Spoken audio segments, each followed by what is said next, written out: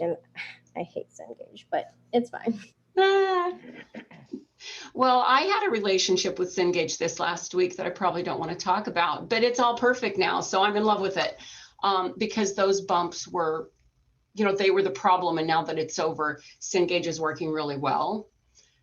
You're going to be getting the chapters that you need as you go. So in that module, like Connor was talking about, you're going to get your module and you're going to have those chapters that you need. You can highlight what you want to highlight. You can take notes. You can have your book read to you at whatever speed you want to hear your book read to, because, we hear and comprehend faster than we can talk.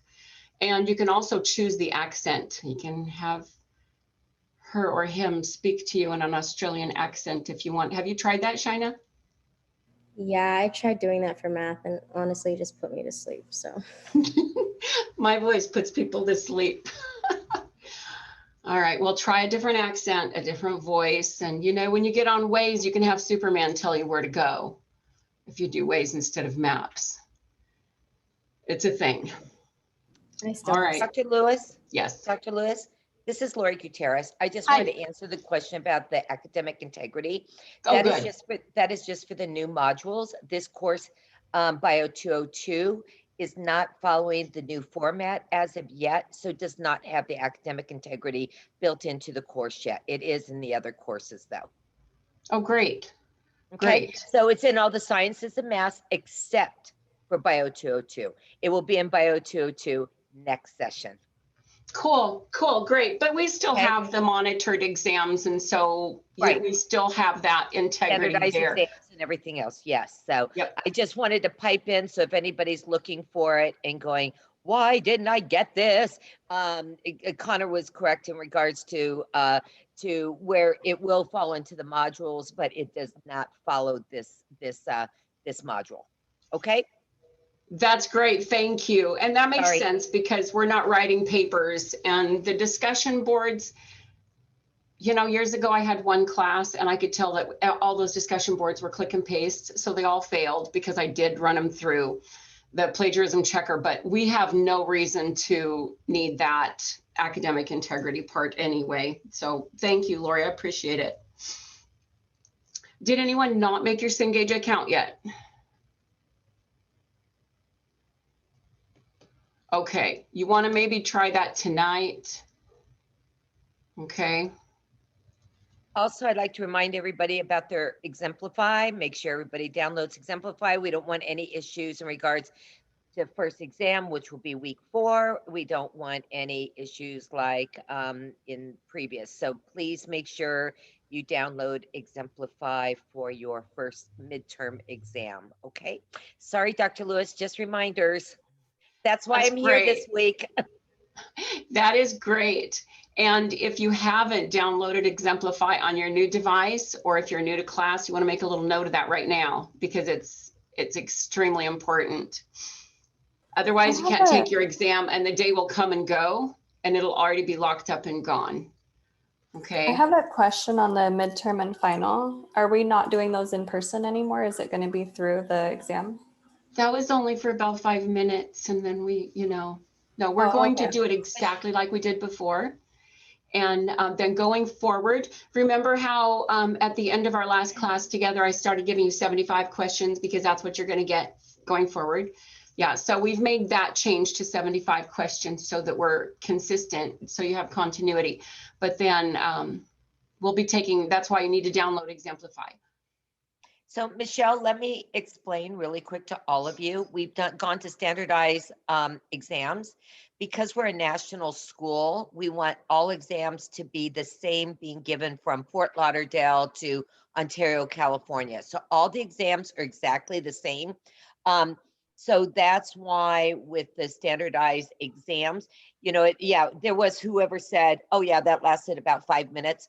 All of a sudden they were going to have all of you guys come and take all of your midterms and finals on campus.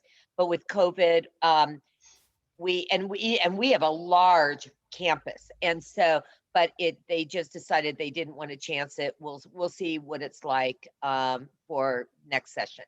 But right now, this session, nobody will be taking any tests unless they have to have a proctored exam for some reason. They will not be taking any exams on campus. Okay. Okay, thank you. Uh-huh. That's the way it is with all of the schools. I was talking to someone who's gotten into her block in nursing this morning, and with COVID, this is the way it is with all schools. It's just the way, it's the season that we're in right now. Yeah. And especially with the spikes, and I belong to the Deans and Directors COVID-19 task force with the Board of Nursing. And yes, Dr. Lewis, you're correct. All schools are doing it the exact same way. So Yeah. Dr. Lewis, I see we have an exam week 2 for 6, 7, and 8. Is that correct? We go strictly by the schedule and by the outline that we have. So I will get in there and I'll get back with you. Okay, cool. Thanks. Okay. But we will be ready. We will definitely be ready. The advantage for a national school is that if you move to Fort Lauderdale, Florida tomorrow, you could walk into class and you could pick up and continue on where you are, and you wouldn't lose, because sometimes life happens, you end up moving, and this saves you to be able to have everything consistent and the continuity across all of the schools. So that's a good help. Discussions, your initial post, and thank you for those of you who've already started and you're getting them done, they're graded. The initial post is due on Wednesday, and your replies are due on Friday. And I'm yelling, I guess. I don't think I need to. I got all the computer stuff redone over the break. no, Dr. So- Lewis, the replies are now due on by Saturday. Saturday. Yeah, Saturday. we just, academic affairs just changed that. So yes, it's Saturday to give the students one extra day to get their work done. That's wonderful. And I appreciate those sources that you all provide. And having a weekend day will make a great difference for people who work Monday through Friday. And I'd appreciate on the last week of class, especially make sure that absolutely nothing is late. So when it's time to close the class out, all of your work will be in. Cengage also, this is new. The work that you do in Cengage is it's all together as far as one grade, one Cengage grade in your grade book, okay? And please don't get late or let that fall behind, and I'll try to keep track of that with you, okay? You don't want it to get behind. When are those due per week? Sorry. Is that due on Everything Saturday? should be done by Saturday. Okay. And I know my mentor leaves some things open for Sunday. It's better for you if at the beginning of the week, you take your calendar and open it up and you schedule in where you're going to do everything important for that week, including your homework, and take your assignments and block out time in your whatever calendar you use, if it's a Google Calendar or whatever.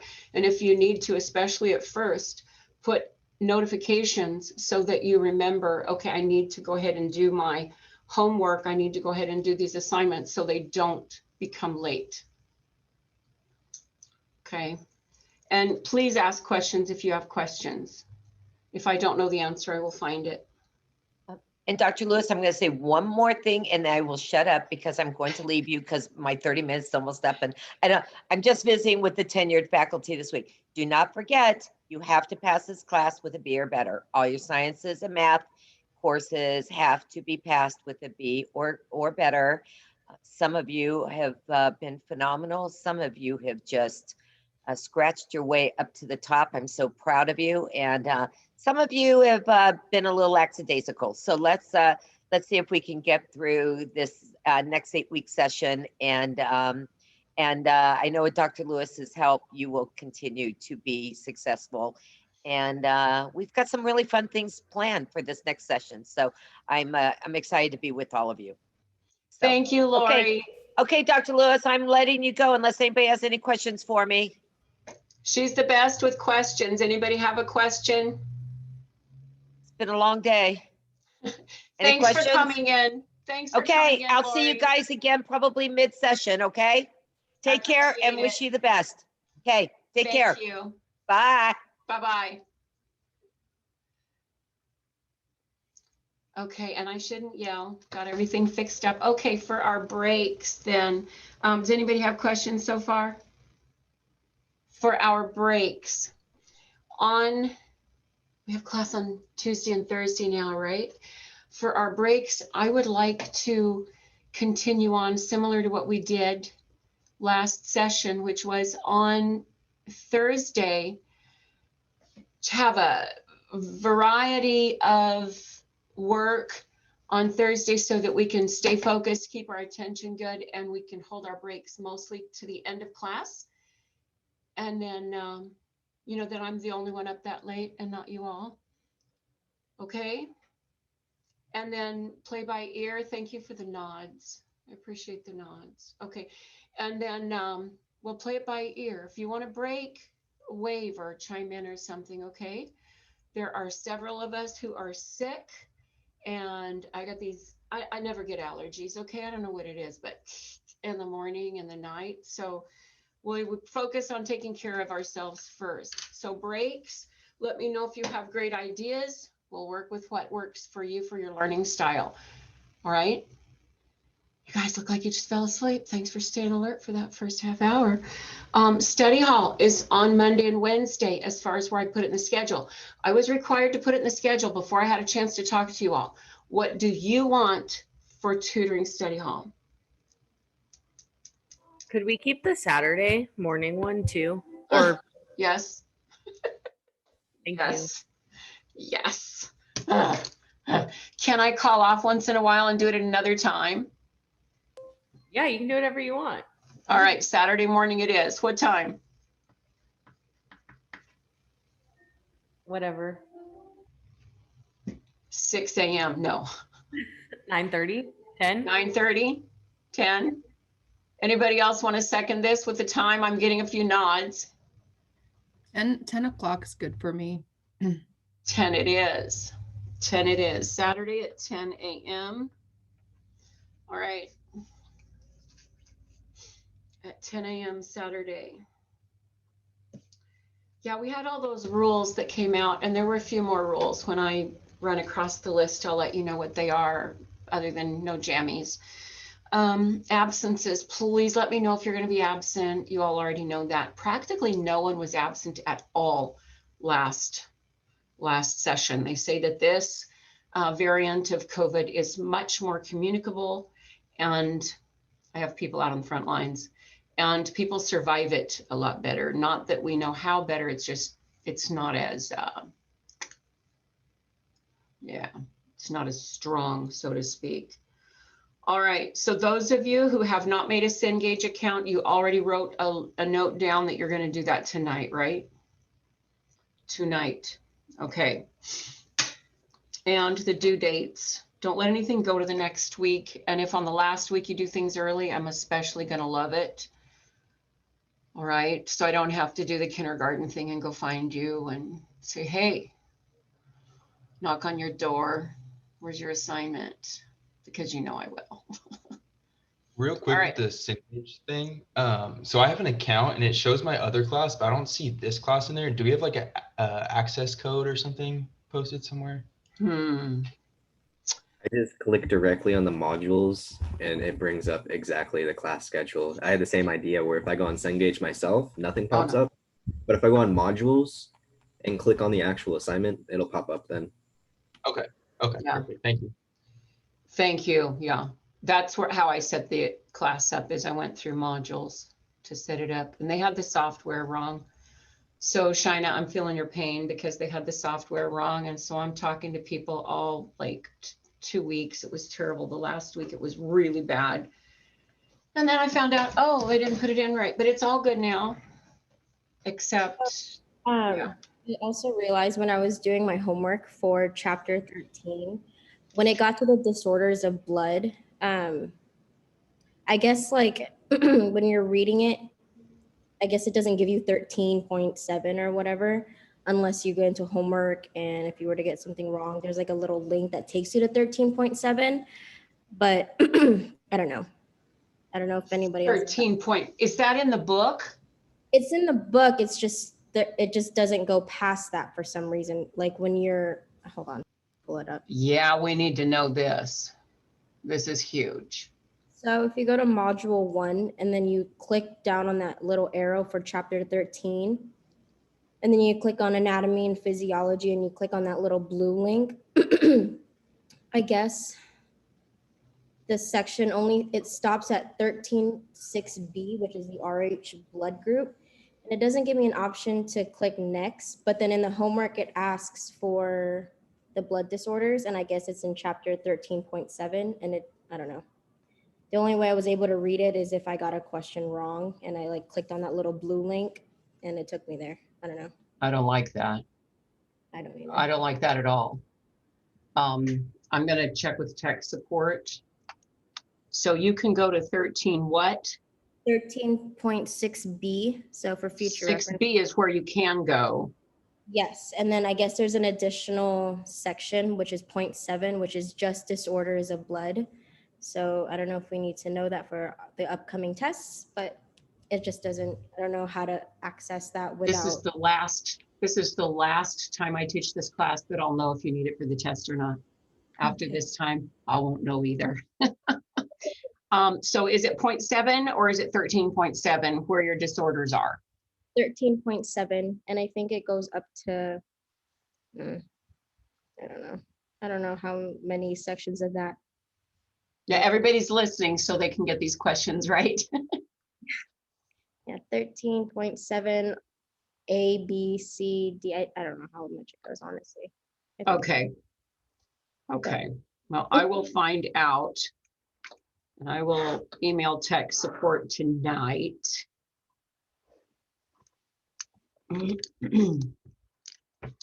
Well, it might be better to go through someone else, but I'll get that done tonight. Okay, is there any other business that we need to take care of?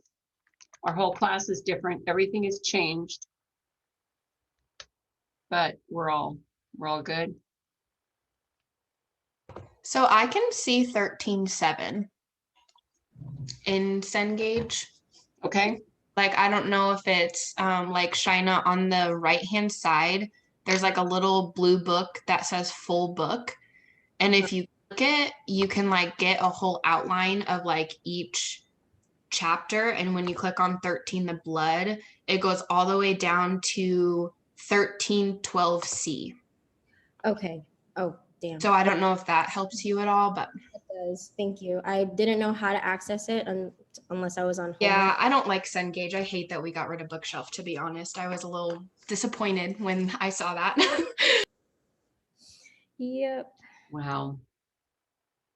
I was hoping that any limitations in the book availability would be focusing you directly on what you needed to know to prepare for what's coming.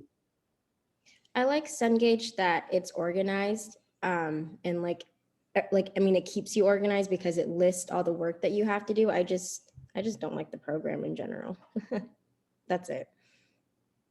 But Yeah, and what I've told my students for many years, bite my tongue, that's what reviews are for. And please don't give me a bad review because you don't like Cengage, but you know what I mean? When you review the actual curriculum. Okay. All right, well, if no one has an amazing anatomy joke or a lame anatomy joke, I know Target like the back of my, then we're gonna move on. I have two quick questions. Yes, One was regarding the labs. Do we do the labs prior to Thursday? Yeah. The one. no, well, you know what? Let's talk about that. Let's talk about that because these PowerPoints are so short. You know how last time they were like 300 slides and I'm cut them down to like 70. These are like 30, 50, these are like 50 and I make them up, you know, add what you have to have, things you need to know so you don't get caught undone in the world. What do you all think? A little bit of time in class for doing some of that? Yeah, I kind of like that last session because having a 4-hour class time is kind of long. So I liked being able to do, you know, some of the PowerPoint and then break out and do kind of some schoolwork. I kind of like that last session, but I don't know. I'm getting all nods up and down, no I like that sideways too. ones. All right, so we're going to continue to do a little bit of that. And I don't, it might be better for the sake of your scheduling if we have a little time both sessions. So go over 12 today and have some time for lab, and then go over 13 and have some time for lab. Because if we go over 12 and 13 and then lab time, how do we know that's gonna, you don't know what that lab's like until you get in there. Yeah. Y'all have enough bandwidth for those labs? It's crazy, huh? Do you experience things slowing down when you get into the lab? Yeah. Yeah. It makes my whole computer overheat, and I don't have that issue any other time but trying to do the labs. Yeah. Yeah. I noticed that at the very beginning of all my computer trouble. As soon as I didn't open that lab, I'm just fine. Which of course I have the privilege of doing. And y'all, I'm sorry, do not. All right. Said that like a Southerner. I'm going to share my screen with you. I was in the South for 10 years. I did 10 years time. And we're going to talk about hormones. Hormones are super important. Let me see if I can do this. Do you want to save changes? Don't go away. Just stop it. They expect me to push the right button. Okay, I'm going to make it big and then try to find you all, which works. All right, so do ask questions. And there it is. Do ask questions. That's 12. Because we have those in class. For chapter 13, we're going to do some drawing. Did y'all get that announcement yet? Thank you. Good. Okay. Oh, this is a little ridiculous, but we should do it anyway, even though it's ridiculous. And I don't think it's live, so I'm gonna, right? Can you guys see that I'm moving things around, or is it stuck again? It's moving around. Thank you. What's up with this?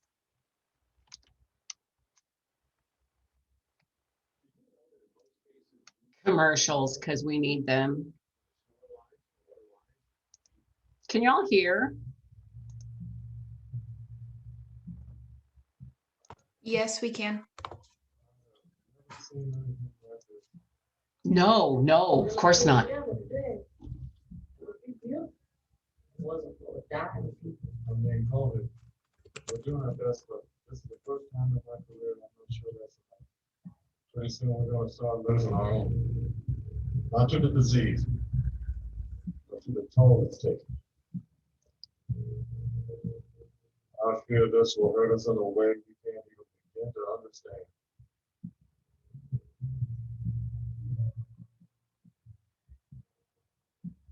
It's great.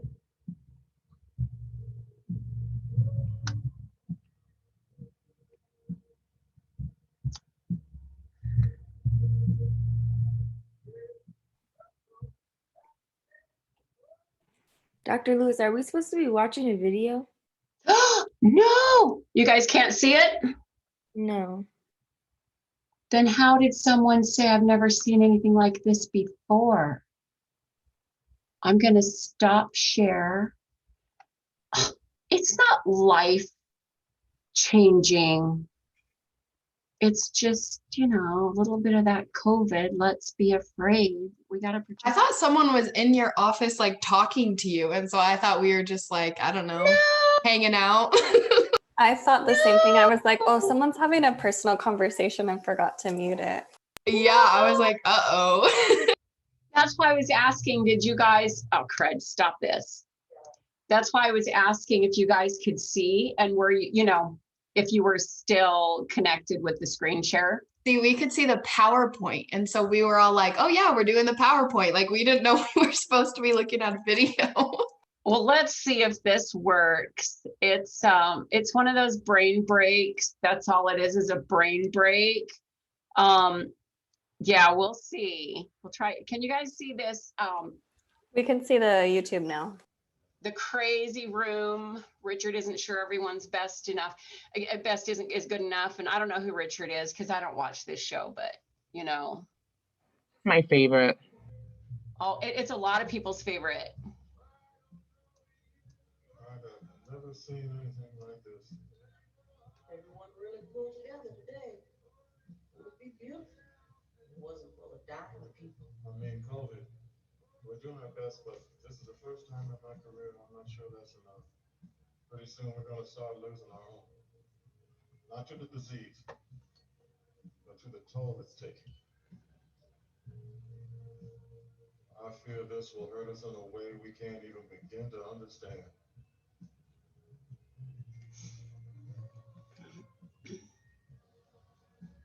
It's great.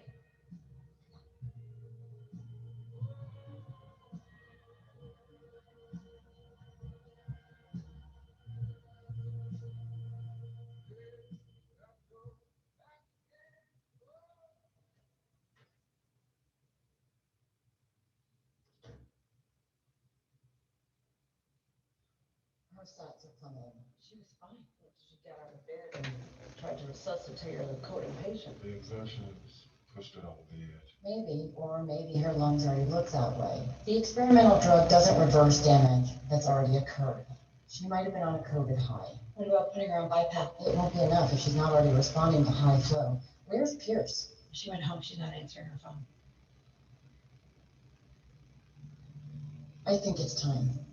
Dr. Weber? No, she said she didn't want to be on a vent. Unless it's the last resort. Well, Meredith's lungs are at a breaking point. I know early results weren't good, but more and more patients are surviving after they go on a vent. Richard. It's my call.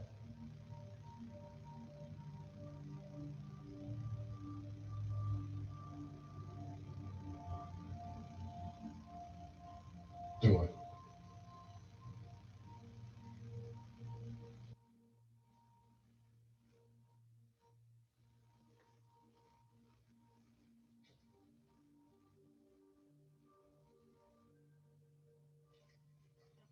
Sorry, I had to get out. It's too risky. We don't need to watch the human trafficker there. We're gonna skip that part. You know what I think of human traffickers?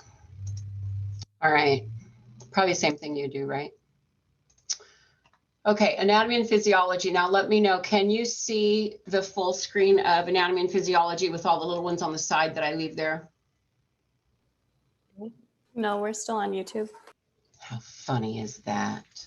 Silly thing. Technology has to catch up here. You can see it now, right? Okay, good. So we're going to talk about hormones. Hormones communicate throughout the entire body with chemicals. They are, well, everything in the world's chemicals, but these are so potent and so strong. They are very, very strong chemicals that are only needed in very minute amounts. And we're going to talk about what those hormones do. Come on, there we go. Okay, and remember, I have your names here so that I can mark when you make recommendations, suggestions, when you ask questions for class points. And that's what that reminder is. The endocrine system, communication throughout the entire body, pretty much rules who we are with the help of the nervous system and some other systems. But the hormone system, the endocrine system, communicates to the entire body to do almost everything there is to do. If you don't have your hormones working right, you're going to be you're going to be in trouble. So someone explain to me, what is homeostasis? Again, for the 100th time.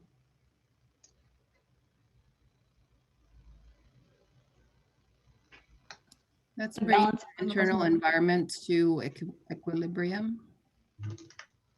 Thank you, Nikki. Thank you. Yep.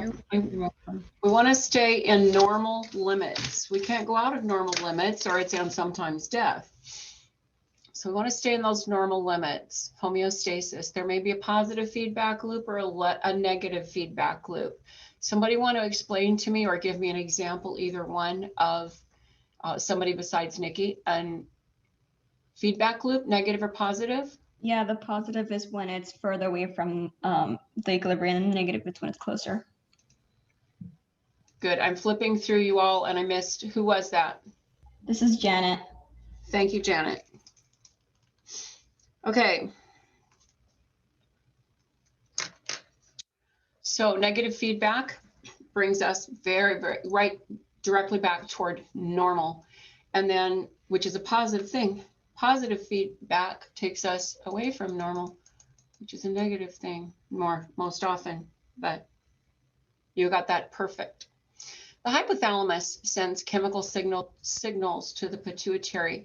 I put some pictures of the hypothalamus in that we'll get to later so we can see a little bit better where it is. Endocrine glands. They are ductless. They have no duct. There's no piping, no hose, no pipe. So how are they going to work?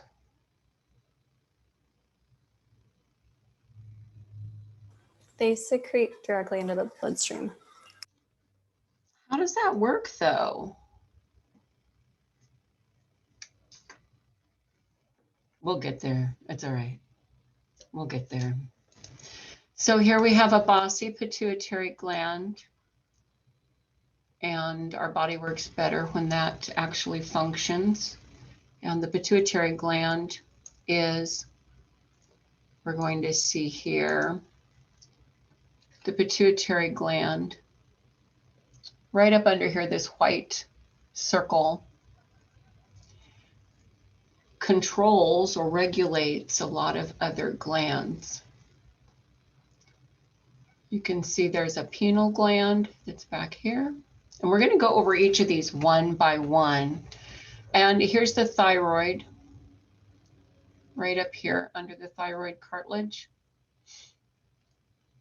The adrenal gland, just like a scoop of ice cream on top of the kidneys. Kidneys, retroperitoneal, they're behind the peritoneal cavity. No kidney punches, that's why, because they're back there and they can be damaged easily. The testis in the male, and testis, testosterone, kind of sensible there. The ovaries here, a few different things, and these are not both on the same person. I've had a couple of XXY students. It's an interesting life that they share, very interesting. And a pancreas. And the pancreas, somebody tell me, what is it well known for? Everybody knows the pancreas for what? Insulin? Yes, who said that? I did. Zarpana. Thank you, Zarpana. All right. Mostly insulin. Insulin, glucagon. Okay, and we're going to go in through them one by one. This one, the thymus, right down here, has to do with T cells and stuff, immune. But the thymus is the only gland that starts out larger and it gets smaller as you age, as you grow. The thymus will get smaller and smaller. Does it actually shrink, or does your body just grow and it stays the same size? I think it shrinks. At least that's the way it's been explained to me, is that it actually gets smaller. Yeah. Yeah, counterintuitive to me. Okay, does someone want to explain what hormones do? Doesn't have to be like real intense. Didn't it say in the first slide, like it maintains homeostasis or something like that? Mm-hmm. Mm-hmm. It helps maintain homeostasis. Who was that? It's me again, Zarpana. Thank you, Zarpana. Yeah, it helps maintain homeostasis by using those very, very potent in small amounts. These chemicals, like drugs, put into your circulatory system. And your body can make more drugs than there are in the pharmacy. So depends on what you're thinking, depends on what you're doing, depending on what's being done to you, your reaction to what's being done to you is going to determine, remember those neurochemicals, the chemicals in the synapses? And the nervous system controls the hormones to a large degree. Yeah, okay. So hormones, we're going to go through this bit by bit, and it's a much shorter PowerPoint, but we will get through all of them. Cellular respiration, growth, water and electrolyte balance.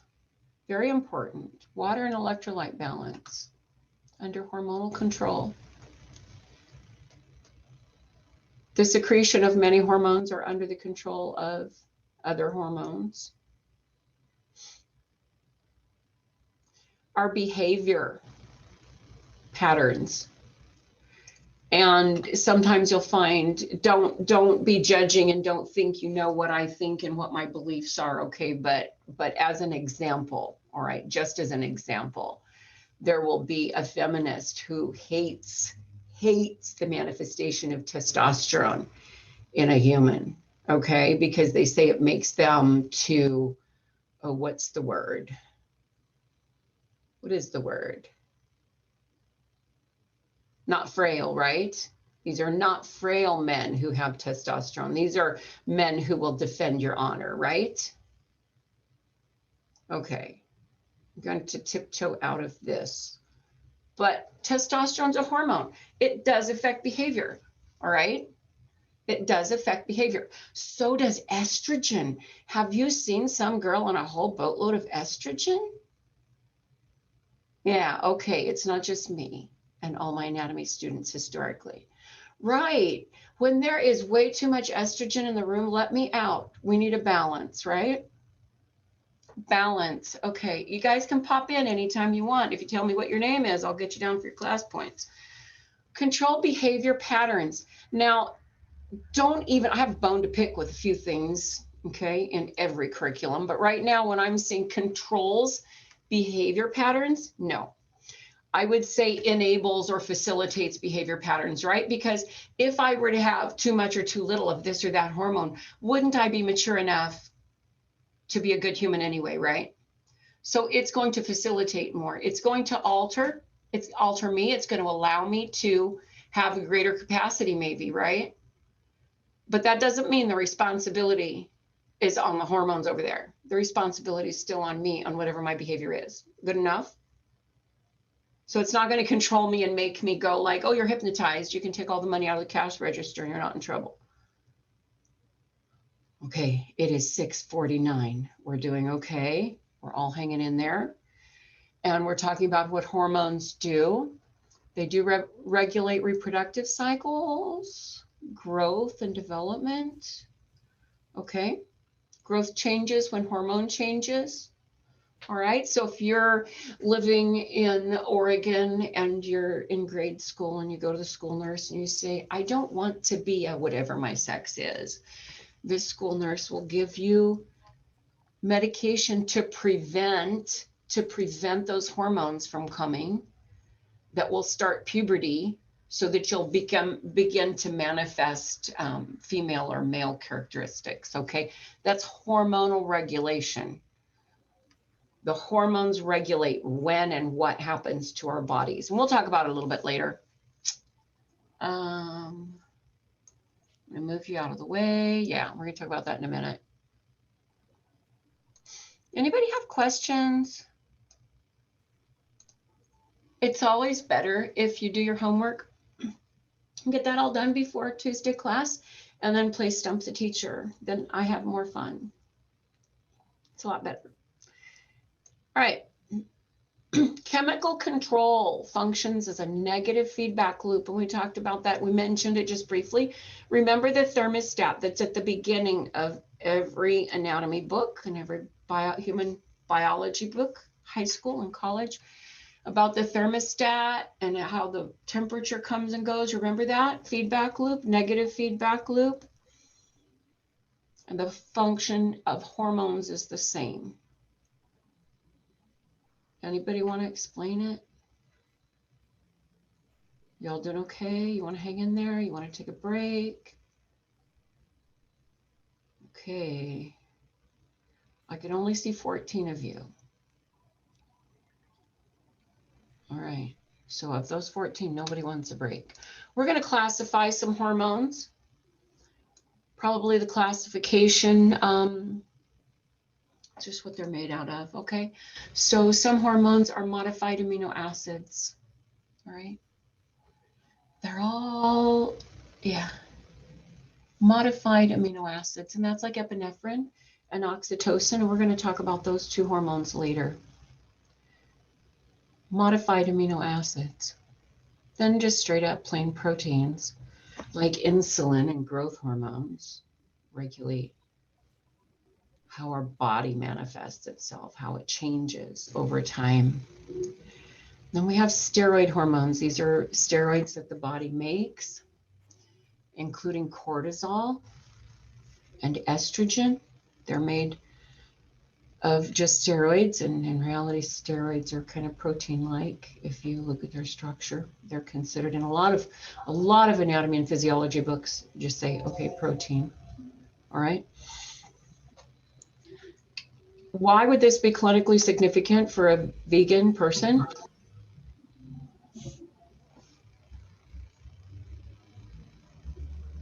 Why would the makeup of hormones be of concern? The fact that they're all protein related. Why would that be a concern to someone who's a vegan? Would that be in the case of like if they needed or if they needed hormone supplements as a treatment of some kind? Like a lot of them are porcine based. I think, yes, absolutely, absolutely. And I also think of people who are protein deficient. And do we really have a test for that? We don't have anything adequate that says you're protein deficient. We just see that the body tissues are not holding up. Oh, let's just attribute that to aging. Well, either one. Okay. But it is hard. It's difficult for a vegan to consume enough bioavailable protein. I'm not saying don't be vegan. Goodness sakes, be a vegan. That's fine. That's fine. That you want to make sure, you've got enough protein. And yeah, those B12 shots. B12 shots. I'm not vegan, but I do have B12 shots in the fridge, and I keep forgetting them because they're in the fridge in a cool, dark place where they belong. Anybody have questions about that? Okay, so I put a couple of pictures in here. Should get that frame a little bit bigger. The hypothalamus, okay, and I added in here about the thalamus, all right? Your book doesn't, well, your PowerPoint doesn't take us into the thalamus, just the hypothalamus here, because that's where the hormones are being regulated in the hypothalamus. I put the thalamus there also so you can see, yes, there is a thalamus, that it's hypo meaning below, okay? And as always, if you remember the word part, that's going to hold you through a lot. Sometimes you'll get an exam question. You've never heard this stuff before, but, oh, I know this word part, that word part, the other word part, put that together. Oh, I know exactly what the correct answer is. All right. And that's basically just to give us location. So we know the location of the hypothalamus. And its shape varies depending on, okay, and even I was looking for a good cadaver shot, and didn't find what I thought would be adequate for us. You can see they've got the shape all different. And this is the one that came in our curriculum, and then these are the cadaver images. You can barely identify. It's really hard. If you have a chance to, Dr. Günther from Heidelberg, Germany, get into one of his dissections, a head and neck dissection, if you want to see more articulately, more carefully, what's actually there. The hypothalamus, what is it doing? It's going to control the secretions of the pituitary gland. The pituitary gland is known as the master gland, but the hypothalamus is controlling it. So if someone has a clinical situation, then there's some discovery, some detective work to do. Okay, what level is this? What level is the problem? Is that gland malfunctioning, or is it up high or something in the chain not telling it to do what it needs to do? So your nervous system that we just went through produces chemical signals telling your body to release hormones or inhibitory hormones. And this is to help keep the hormones in check. So they're going to be working in tandem. Okay. Working in tandem to stay in homeostasis. Someday that's going to be an obsolete concept, but it's going to take many years. This is all controlled by negative feedback, like we just mentioned, and it's from the endocrine system, the hormonal system. But didn't we just say that it's also under control of, you know, the nervous system is in there as well? Okay. Nervous system, fast or slow? Very fast, almost instant. Almost instant, so fast. Slap your hand on a tack. It's so quick the messages get through. Hormonal, really slow to get going. It stays for a very long time and very, very slow to dissipate. Your body has to process it to get rid of it. Okay. Water balance. All right. Some people say that by the time you feel thirsty, you're about 2 quarts low. I don't know. I'm not really into that whole drink 8 glasses or 10 glasses of water a day either. But water levels in the blood must be maintained. And we went through the calcium levels, remember, last class. So if your water levels in your blood drop low because maybe you're perspiring and you haven't been drinking, then the hypothalamus is going to say, that blood needs to be watered down a little bit. It's way too strong. So it's going to make you feel thirsty and release ADH, which is antidiuretic hormone. You already know that from your homework.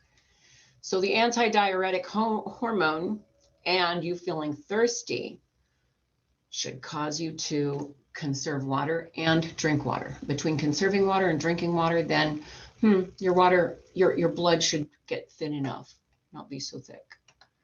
Okay, not to say that everybody's blood is the same. I've seen people with very thick blood and people with watery. I had a question. Good. When my son, he was the firstborn, and like I remember I took him to the pool. I think he was like 6 months old, and I wanted to give him water because it was so hot out instead of milk because he was drinking milk all day. And I guess like my aunt, who's a pediatric nurse, said, don't give him too much water because he could overhydrate. And is that like true in most cases for infants? Like you don't really give them water, they don't need water?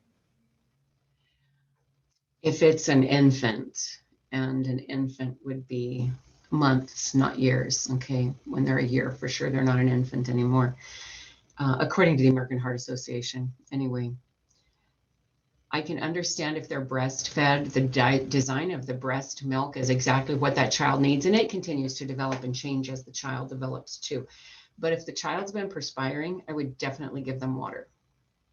Okay. Yeah, no, I didn't know. So I gave like my son maybe like I put it in like a 3-ounce thing of, and she was like, no, that's too much water. I said, what? It's Vegas. Yeah. So what we do when we perspire, we lose not only fluid, but we lose electrolytes as well. So if you take a quart jar and you fill it with good, clean water, not chlorine cocktail out of the faucet, especially for your babies, because the chlorine in the water, not only does it keep the water antimicrobial cleaned up, it does the same thing to the baby's intestines. 80% 80% of your immune system is in your intestines. That's all those microbes in there. You have more microbes in your intestine than you have cells in your entire body. So when you're drinking this chlorine cocktail, as what my son calls it, you're really damaging your child. So that's where the problem would come, is if it's tap water.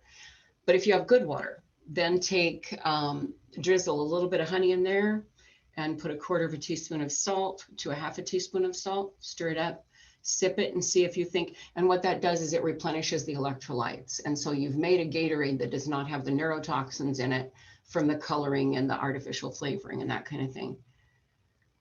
So it'll work. And that's good for adults too. Just put in what you want, and then, you know, not quite as easy as picking up a bottle of Gatorade or vitamin water or whatever else is popular. But yeah, that you have to rehydrate. You can become dehydrated even when you're a baby, and then they become constipated, and that's difficult.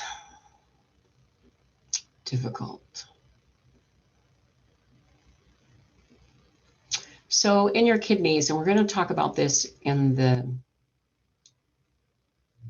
urinary chapter, the nephrons of the kidney are going to determine what's reabsorbed, and what's let go. And that we'll go through more thoroughly in that chapter. Anybody have questions? No? All right. Oh, and you never give babies under a year old honey. You have to use regular sugar for that, because they say the babies might get botulism. I haven't heard of it, but yeah, botulism is pretty serious. And so, you know, they say nobody under 1 year old should have raw honey or have honey at all. And 78% of all of our honey is contaminated and cut with corn syrup, things like that. But I'd make sure my kid was at least 2, and I just give him some table sugar. And yes, I know table sugar is the devil. It's been bleached and it's all kinds of craziness, but better than botulism. And with that little bit of sweet, the baby will latch on. Major endocrine glands and their hormones. Did y'all do that packet? Where's my packet? I printed my packet. Did y'all do this really thick packet of work? Oh, good. Someone's here. Jessica's back. Did y'all do this? No? Okay. I'm gonna look for it because I didn't even know we had that. Well, I found it in modules. Okay. Is it the lab packet, Dr. Lewis? Probably. I don't know. Yeah, I noticed we didn't have interactive notes this session. Yeah, I wondered how that'd go over, because I know y'all wanted some interactive study guides and things, so I don't know. Yeah, the interactive notes were so nice last session. Yeah. This one, the first page is a table that has a list of a bunch of hormone abbreviations, and then you write out what the hormone is, where it comes from, what it does on a big table. That's kind of miniature on my page. So we're going to talk about the major endocrine glands anyway, and their hormones, but if you remember any of it from your work, chime in. Chime in. Okay, so you can palpate your own neck. Oh my goodness, I've got this monstrous thing on here. You can palpate your own neck and see if you can, and be gentle, okay, be gentle. See if you can find any of these. Can you find any of these? The thyroid cartilage, you should be able to feel. What happened to that person laying out in the sidewalk, dead, and their hyoid bone's broken? What happened to them? Broke their neck. They're probably strangled, or maybe they were running and hit a clothesline. Strangled. The clothesline will not do it. The clothesline won't do it. It'll just push it back. Just push it back. I had a neighbor who would run around, and we had these, what they call little like mini bikes, Honda 50s, mini bikes. And then his mom had this clothesline out in the backyard. And so the clothesline was about neck high, and he went by, and oh my goodness, what a mess. This is what happened back in the day before they had seatbelt. Yeah, before seatbelts were big, and definitely before we started using car seats. All right, so you can palpate your own thyroid, and we're going to discuss it after a while. The reason that the doctor palpates your neck there is to check for nodules. So we'll start with growth hormone.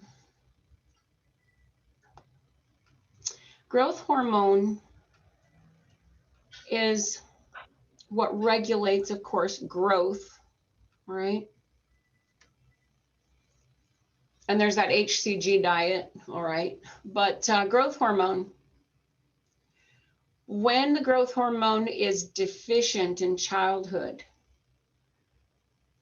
this is going to cause the whole body to be small. That person will be dwarfed to whatever degree, maybe actually classify as a dwarf if they're, that small, because there's not enough growth hormone. If there's too much, that person is going to experience giantism. You've seen these pictures of people that are little and then somebody's huge. And typically that's giantism. Andre, Princess Bride, who was that? The giant. It's hard on them because their heart has to pump so much harder to get the blood flow everywhere. Same thing with somebody who's obese, because I know this is chapters coming forward. If a person's obese, every pound of adipose tissue is another 2 miles of circulation. So it's really hard on the heart. But giantism is very difficult on the body, and they don't live as long as everybody else. But if too much growth hormone as a child, they're going to have giantism. Too little, and they'll be dwarfed, or actually be a dwarf. Acromegaly is when the person's already hit puberty, and then there's a boost of growth hormone, and the hands and the feet will continue to grow. Acromegaly.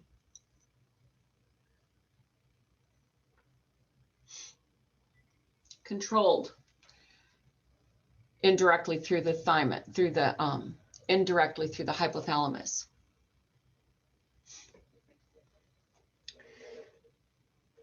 So also regulated by the anterior pituitary gland is the thyroid stimulating hormone. And we'll talk about that more a little bit later. Adrenocorticotropic hormone, ACTH, one of them on your list, stimulates the adrenal cortex. What's a cortex of an organ? Do you remember? Is it like the covering or the Yep, outside? it's the outside. It's the peeling. It's the outside. What's the medulla? It's the inside. And we'll need to know both of those for this chapter as well.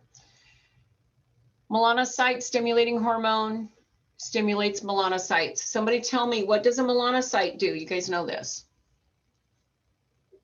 Provides melanin. What does melanin do? Somebody else that hasn't. It helps regulate our sleep and wake schedules.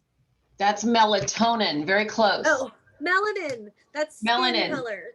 Yes. Yes. Skin color. Perfect. Yeah.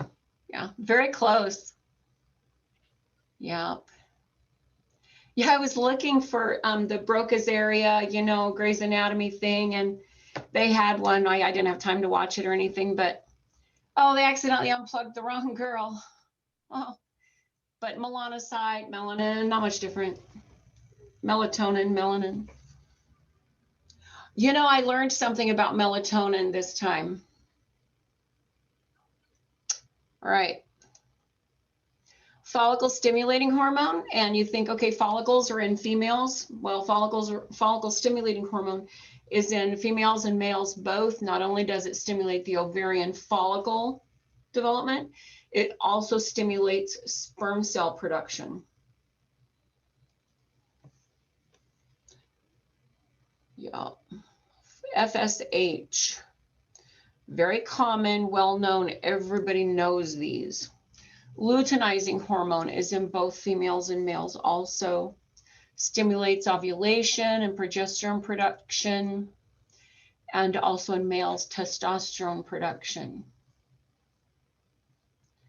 So you've all heard those commercials, you know, beef up your testosterone. It may not be, you know, it could be anywhere on that chain where that difficulty happens. Lactogenic. Trying to move you all over. Lactogenic hormone, or prolactin, is what it's commonly referred to. Is going to stimulate milk production in females. This is going to happen. It's going to happen usually a few days before birth. That all starts. Antidiuretic hormone increases water reabsorption in the kidney, so the urine gets, yeah, darker. A deficiency of ADH is going to result in diabetes insipidus. Diabetes insipidus has to do with your urinary system, right? And that's highlighted crazy bright urine yellow. Well, after you've had a lot of B vitamins, urine yellow. Because you need to remember that diabetes insipidus has nothing at all to do with blood sugar, has nothing to do with pancreas. It's only antidiuretic hormone, okay? Okay. Anybody have any ideas? All right. Dehydration. Okay, we saw about the osmoreceptors just a little bit ago where I entered that picture, the extra picture.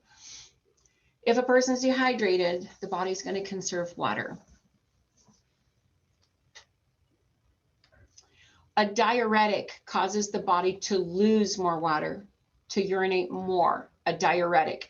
An anti-diuretic does exactly the opposite, okay? All right, oxytocin. Contraction of uterine smooth muscles and the constrictions of mammary cell glands, gland cells, lactation. They do provide this after childbirth, and this helps minimize the risk of hemorrhage, but it also helps the uterus get back to normal size. When a mother is nursing her newborn, there's a direct wire from the breast to the uterus, and it'll make the uterus want to cramp more. So nursing a baby will help your uterus shrink back to normal size better than if you don't nurse the baby and give the baby a bottle. This is an illustration of nervous stimulation of a gland. Okay, images that you recognize from a couple weeks ago.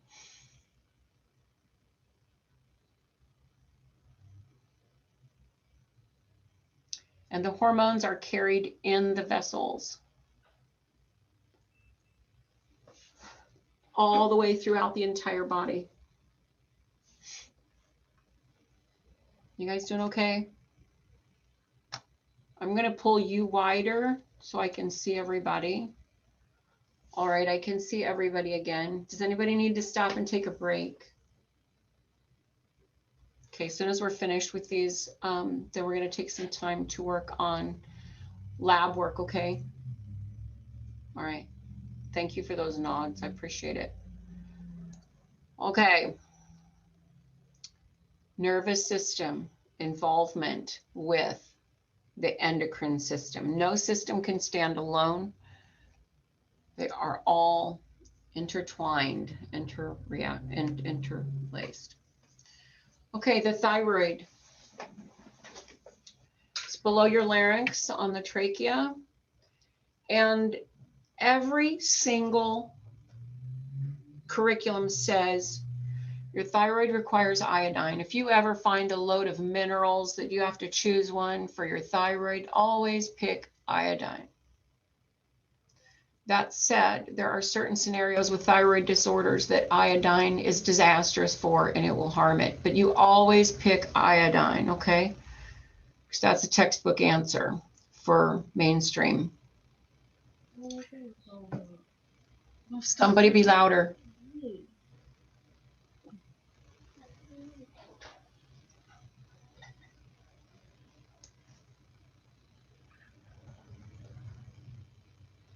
Oh, okay, it's probably Jessica's thing. All right. Okay, so here you can see a physician palpating the neck, and they're looking for maybe a goiter. What would a goiter be? An enlarged thyroid. Okay. Maybe he's looking for nodules or a goiter. These happen on when the thyroid is enlarged. Maybe you found your thyroid when you were palpating a little bit earlier.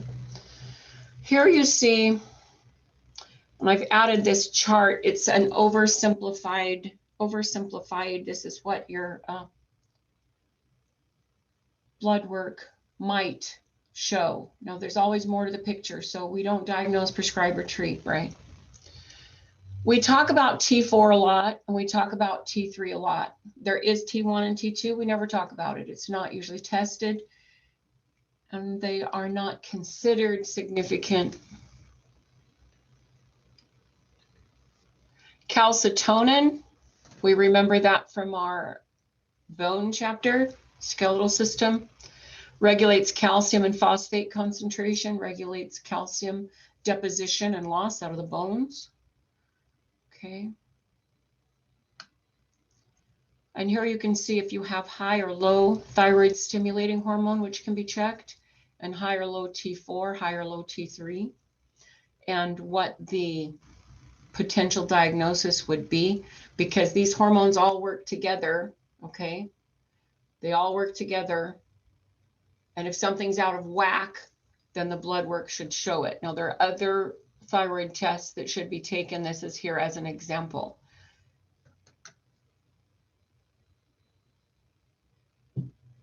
So thyroid stimulating hormone stimulates the thyroid to produce thyroid hormones, right? Thyroid stimulating hormone is going to stimulate more thyroid hormone to be produced. All right. So if a person has hypothyroidism, first off, if you're pregnant and you're significantly enough hypothyroid, your baby will not be as bright. Baby won't be as bright. Needed that thyroid for brain development. Okay, we're not going to talk about that. Hypothyroidism will cause 3 pages of symptoms, literally, but we're going to talk about the hair is going to be dry, coarse, and sparse. Lateral eyebrows are thin. They say the outer third of the eyebrow will be missing on someone who's clinically low thyroid, unless they've been, unless it's being treated adequately. Periorbital edema, swelling around the eyes. Puffy, dull face with dry skin. That's hard. All those together, it's cretinism. And this person just does not have enough thyroid going on. Thyroid's not working properly. I had a doctor friend who's passed now, and he said that every human being in the United States should really be on 1 grain of thyroid just because of all the pollution and all the toxic, everything that we have to deal with in life, that extra grain of thyroid would make up for the losses that we've experienced because of the toxic world that we're living in. Hypothyroidism. If a person has myxedema, this is going to be this one down here, same symptoms. Cretinism, we're having the same symptoms. What's the difference? I'll have to differentiate that in a minute, unless it's on the next slide. I'll probably put it on the next slide. There's a lowered metabolic rate for people who have low thyroid. Sometimes somebody says, well, yeah, I can't help my size because my thyroid doesn't work. Well, to a point, that's absolutely true, to a point. They can eat their 500 calorie a day diet and then throw in some breath mints, and the breath mints are going to push them over the edge and they'll gain instead of stay. It's crazy. 70% of our calories out is the metabolic rate. 20% exercise and 10% digesting food. If you're on a diet, it's mostly, if you're trying to lose weight, it's mostly diet. But for calories out alone, that's the scenario. Low thyroid. It's like having a throttle that keeps you going 3 miles an hour or 5 or 10. You know, you're trying to keep up with life, but okay. And so there's going to be mental fogginess with this low thyroid. There's going to be constipation with this low thyroid. Okay, you don't need to remember that. If there's too much thyroid, the thyroid is overactive and it's producing a boatload of thyroid, lots of thyroid, more than normal. Hyper, more, excess, more, above, hyperthyroidism. There will be an elevated metabolism. This person is going to experience fatigue because everything's revved up. And the body can't support that well enough. So they're feeling exhausted. They're going to experience weight loss, sensitivity to cold. Of course, that sensitivity to cold is going to be more with the hypothyroid than the hyperthyroid. Sometimes hyperthyroid, they feel warm. Depression goes with both hypo and hyper depression. Memory problems, hypo and hyper. Goiter can be both. That's that big, yeah, there's a picture right here, goiter. Hair loss can happen with both. And muscle pain, trembling hands, this is hyper. Infertility could be either one. But Graves' disease is hyperthyroidism. For hypothyroidism, if it's autoimmune, usually it's Hashimoto's autoimmune hypothyroidism. You don't need to remember that. But in life, you're going to be expected to know that. Okay, wherever you're using your BSN, you're going to be expected to know that. Any questions about hypo and hyperthyroid?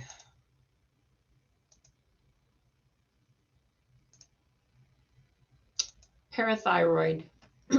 Usually these little 4 noted in yellow here, they're not yellow in your body. On the back side of your thyroid, parathyroids, usually 4. On rare occasions, there's going to be 5. They secrete parathormone, it says, parathyroid hormone. Parathyroid hormone is going to stimulate bone cell release of calcium, remember, and phosphate. So we have this parathyroid hormone here, and we have exercise, weight-bearing exercise, bringing the calcium in. Hyperparathyroidism, bone matrix is going to be broken down, right? Too much removal of the minerals from the bones because you have excess parathyroid hormone. If you don't have enough, if you have hypoparathyroidism, if it's less than normal, you're going to have lower calcium levels in the blood. What happens when there are lower calcium levels in the blood?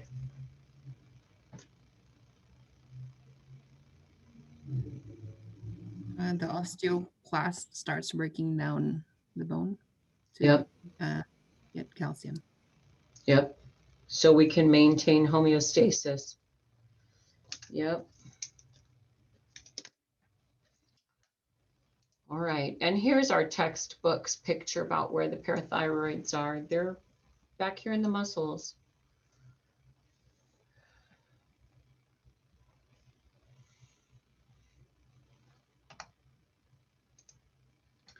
All right, your kidneys are above your waist. right here in the back side of you, above your waist. If you put your hands above your waist and one of them is an inch higher than the other one, you'll see exactly where your kidneys are. Those hormones are way, way back there. Those glands on top of your kidneys. Okay? Your adrenal glands are on top of your kidneys. They have to do with stress, your stress response, and we'll get into that. They're like scoops of ice cream on top of the kidneys. And we saw that in the picture at the beginning. Your adrenal medulla, which means it's the inside of this gland. It makes epinephrine. And that is your adrenaline stress response, fight or flight, and norepinephrine. Norepinephrine is continually released in very low levels, but the epinephrine and norepinephrine are mostly used in fight or flight response. Parasympathetic. Okay. I'm sympathetic for you. That bear is going to eat you right now. So you're in fight or flight. All those things are going on to get you out of the way of that bear. The adrenal cortex, this is the outside, the peeling of it, creates aldosterone and cortisol and androgens. And I thought I'd put these in here for us, make it easier. Aldosterone, regulator of salt and water balance. A little bit of metabolism, but aldosterone, principal regulator of salt and water balance of body fluid. Cortisol, this is your main stress hormone. Helps control your mood, motivation, and fear. Cortisol. A person who is continually stressed because maybe you're living with someone who doesn't cherish you and they kind of kick you around a little bit. You're going to be using cortisol nonstop cortisol use, nonstop stress. And then pretty soon it's going to give out. Okay. Going to give out. Just going to be over. Too much. Mood's changing, motivation gone, and way too much fear. Okay. Cortisol helps you handle stress.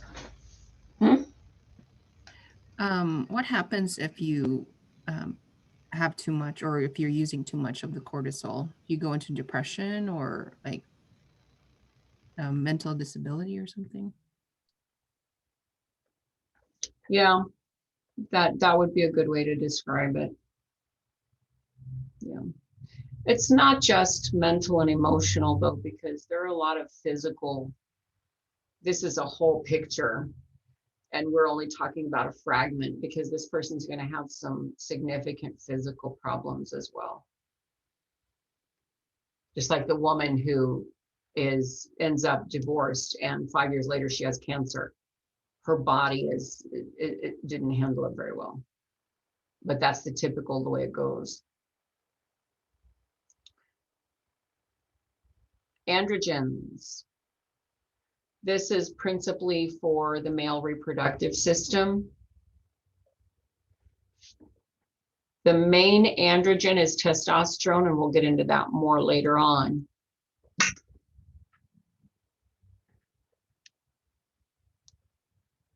The adrenal cortex is regulating that.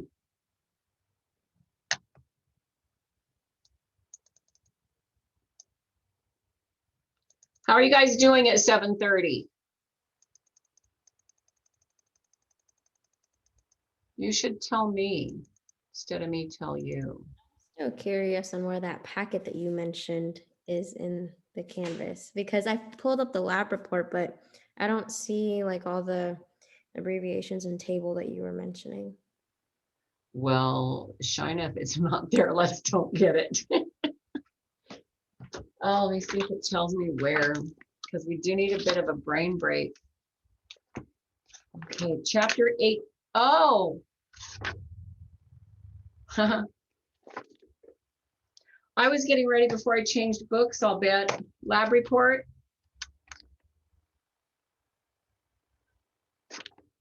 Because this is chapter 18, hormones. Oh yeah, I noticed in our book in bookshelf it's chapter 18, but in the Cengage book it's chapter 12 that we're on. I have never seen an assignment. I have never seen. I'm looking at this and I'm thinking, my poor students, this is overwhelming. Oh, I think it's worth putting up with Cengage. I just think it is, so you don't need to do this. I was wondering how I have it for, I could find it for our endocrine system, but I couldn't find it for the other systems. That's why, because I'm not supposed to find it. This is going in the fireplace. It's going in the fireplace tonight. Yeah, we don't want that noise. Where were we? Yeah. That was a big assignment, and I'm thinking, oh my goodness, I hope they get started soon. It's going to be so hard to get that done. Your adrenal glands. So we talked about the adrenal medulla. We talked about the adrenal cortex and the hormones that are secreted there. Okay. Addison's disease. Would you guys rather I made this the whole thing? You guys are looking close. I have a monitor that's as big as the wall practically. It's this big TV so I can see all of you. I wonder if I can make it, let me see, get rid of this. Does that help? Does that help? Is that better? Okay. Well, I like the thing on the side because it tells me, you know, but we do not need that if we can see better.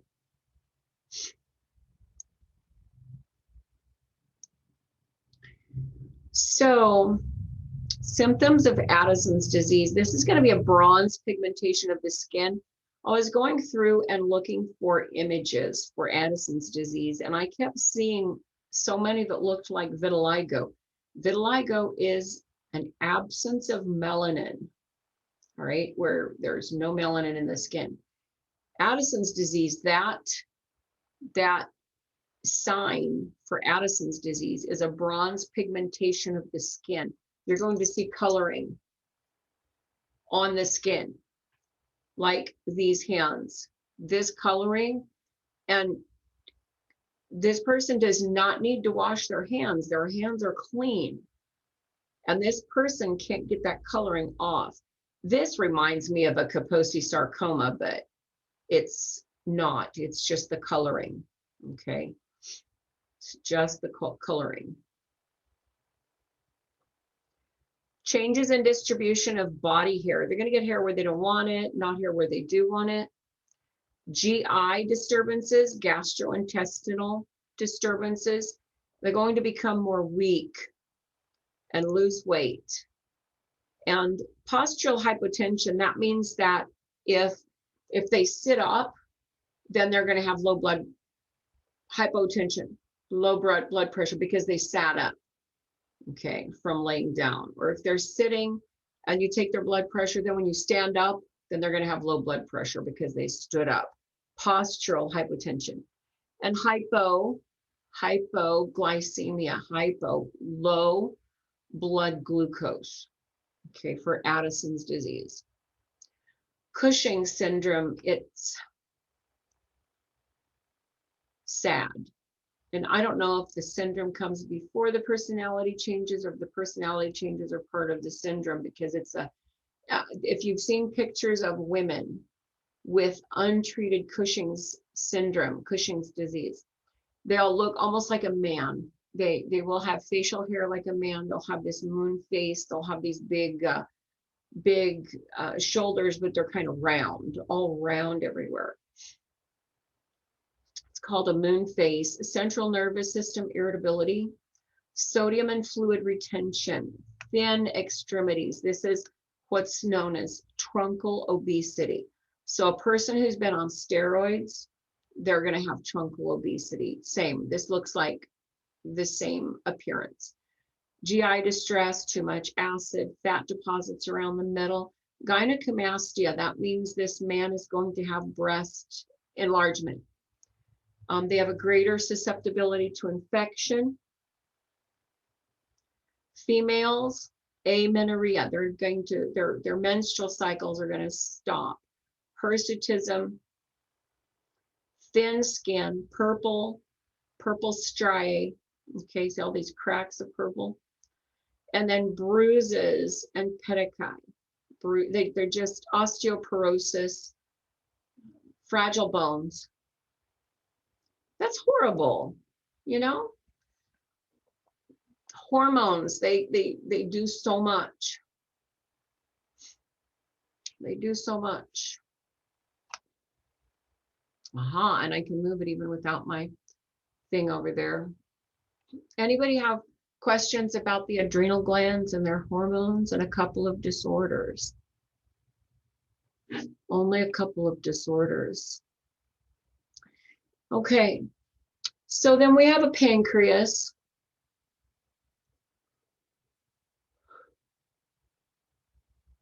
Where is the pancreas? Does anybody remember?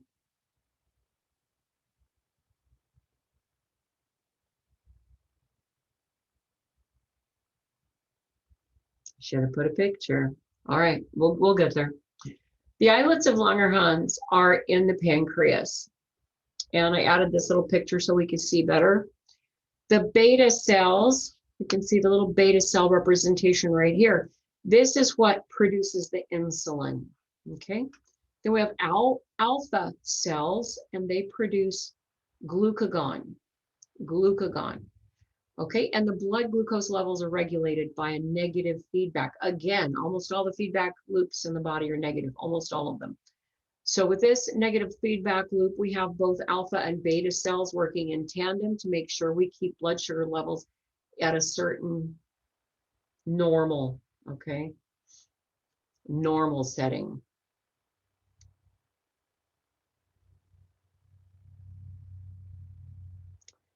So insulin helps us process blood sugar so that the blood sugar doesn't get too high too much. The insulin keeps it down.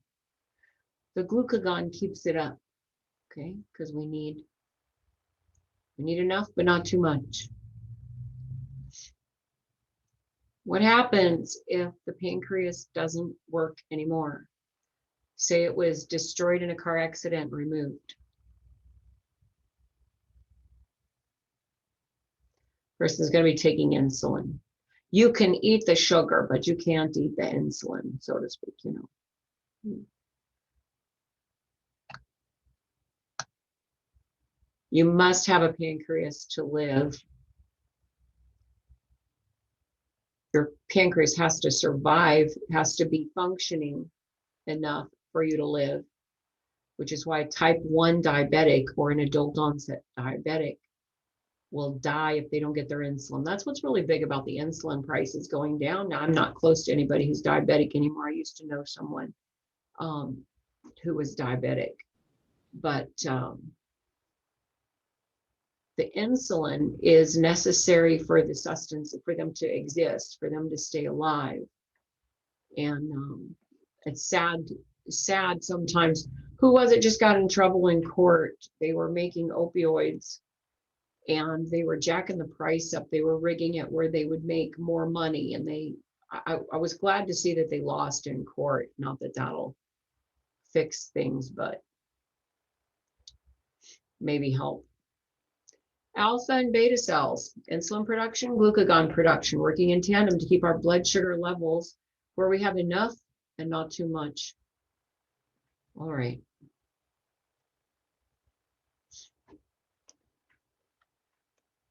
Low blood sugar. The person becomes acidic. pH scale, they get more on the acid side. And when you're too acidic, you die. Unless you're Winhoff. What's his name? Winhoff, Iceman, who does his breathing and it makes his pH go really, really crazy. They're studying him at the top research universities because he can change his pH and he survives. It actually kills out disease. So he's kind of an old coot. But normally, acidosis means trouble. Your low blood glucose over time creates acidosis. DKA, not from your PowerPoint, but I put it in there because you need to know. Diabetic ketoacidosis, there's a buildup of ketones. Diabetic ketoacidosis, person goes into, they pass out. If they pass out, if nothing happens, then they just die and it's done. You can put a little honey under their tongue or something and bring them back. So if they pass out, you know it's blood sugar, you use the honey. Whether they're too high or too low that they passed out, you still use the honey because you can bring them back when they're too high. You can't bring them back when they're too low. It's over. All right, so high blood glucose. What's going to happen? We have too much glucose in the blood. Well, your kidneys are going to need to be working. You're going to end up getting dehydrated because your kidneys trying to get rid of all this. Okay, they're trying to help you out. Sometimes, well, let's don't go there. If you want to remember, there's polyuria, polyphagia, and polydipsia. Polyuria, they're going to pee a lot, trying to get rid of that. Yes, they're going to get dehydrated. Polyphagia, phage means hungry, a lot of hunger. These diabetics are very hungry. And polydipsia, they're very thirsty. They keep wanting to dip out of the pot to get another drink, dipsia. That's not where it comes from. That's just an easy way to remember it. So high blood sugar, it's really working your kidneys hard. Okay, you got to fix that so you don't lose kidneys. Diabetes mellitus, this is when not enough insulin is produced. Not enough insulin is produced. So it's diabetes mellitus. So someone tell me, what is diabetes insipidus? We talked about Isn't that when the kidneys don't like function properly? Yes. Diabetes insipidus is a kidney thing. Diabetes mellitus is a blood sugar thing. We just have to have the names kind of close just to make it more confusing to learn and remember, trip up the new people coming in. So type 1 diabetes is the same thing that they used to call juvenile onset diabetes.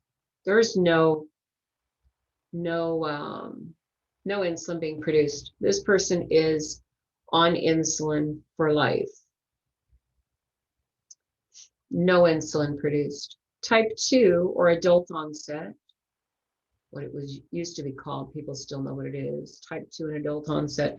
This is going to be diabetes that, you know, you might need insulin, you might need oral medication, and you might be able to correct it with diet. You know, if you're really, really anal with your diet, if you're very, very, very specific. And if it's a kind that you can do that with, okay, so don't go around thinking, okay, everybody that's type 2, you can fix it with diet. I'm not gonna ever say that. But there is some insulin production with type 2 adult onset, and there have been people who have turned that around, where they have normal A1Cs after that. A1C is a type of blood sugar blood lab that will give you like the last 3 months, an evaluation of how your blood sugar has been over the last 3 months. What happens when the blood glucose levels rise too high or too low?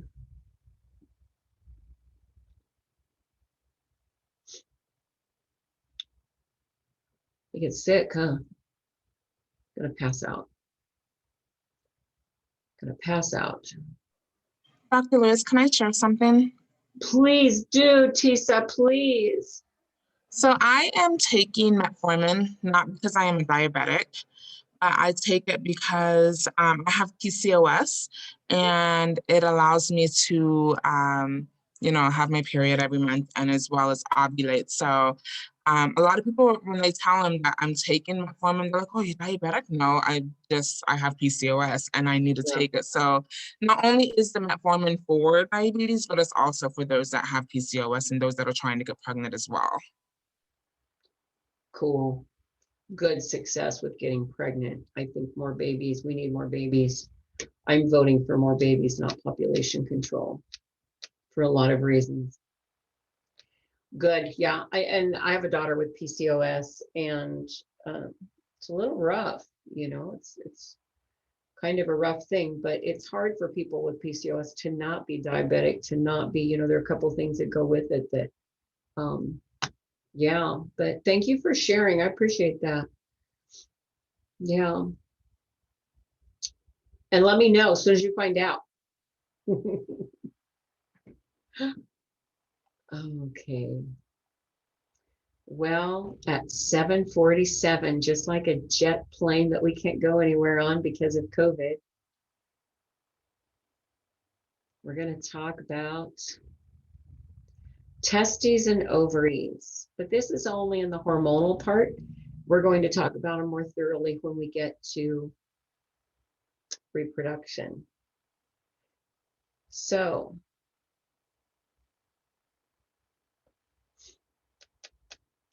you need testosterone if you're male for developing male reproduction structures. Also for male sex characteristics. When you see a picture of someone, you automatically think, oh, that's a lady, or oh, that's a man. It's those characteristics that the testosterone help build and strengthen, and reproduction structures. Estrogen, progesterone, made by the ovaries, developing female reproductive organs, development of female sex characteristics, a little bit of padding and softness here and there. They also control the menstrual cycle. I think we're almost finished.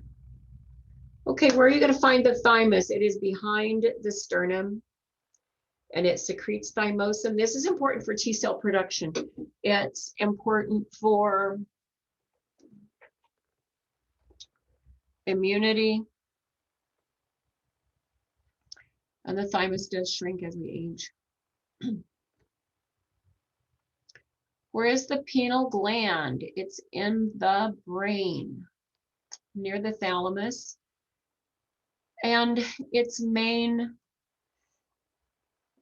hormones are melatonin and serotonin. I put melatonin in a light cloudy color because it helps regulate your sleep and wake cycles. Melatonin also inhibits reproductive functions. Now, this is exactly our curriculum, inhibits reproductive functions and regulating body rhythms. Of course, we've talked about that before, but I read when I was getting ready for this, for today, how you could take melatonin to get better eggs or better sperm. Now, I don't know, I haven't read research on that, but it's very interesting that it would inhibit reproductive functions. So you might want to say, okay, I'm not taking melatonin so I can sleep. I might start that, try out St. John's wort again, or try out some chamomile tea, or, some more milk and a cookie that's not too sweet, something like that. But I thought that was really interesting, inhibiting reproductive functions for melatonin. Serotonin, this is a neurotransmitter and a vasoconstrictor. We've talked about, did we? Serotonin with the nervous system will stimulate smooth muscle contractions.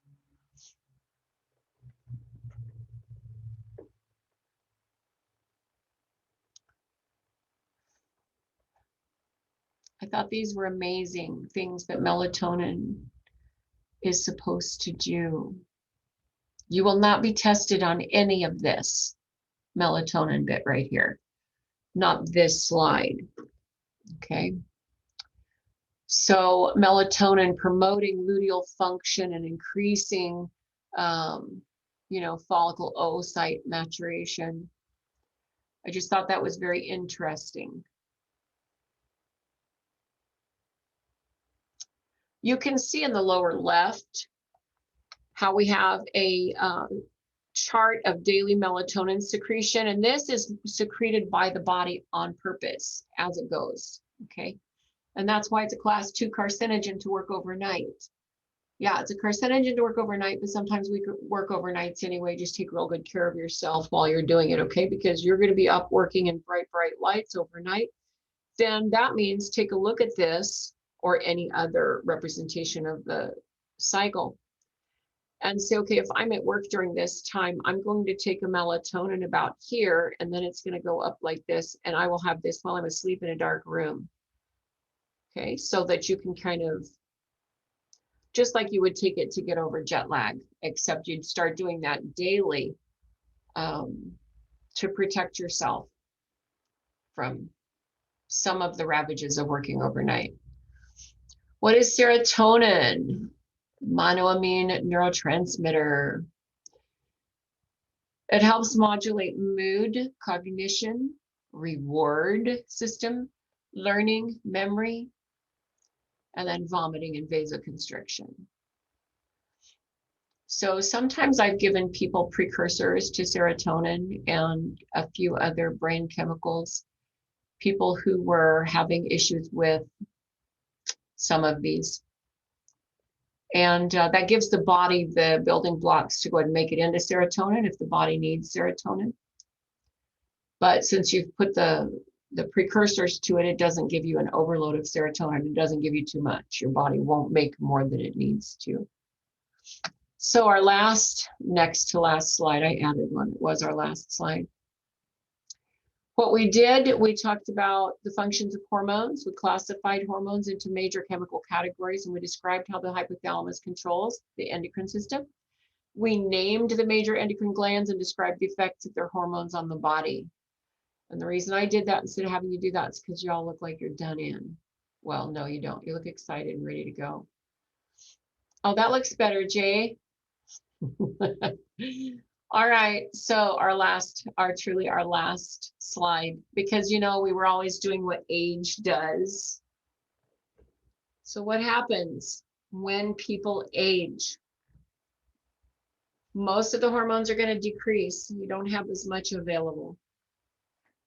Some of them remain at good levels, but then your body's not, you're going to have cellular resistance. Your body, so to speak, your body's not going to be able to take them in and use them like it did before, because the body's winding down. Nothing in nature ever winds up. It always winds down. And I put a couple of examples here, andropause and menopause. Can you think of any scenarios how running out of hormones is going to make a difference in a body, having less?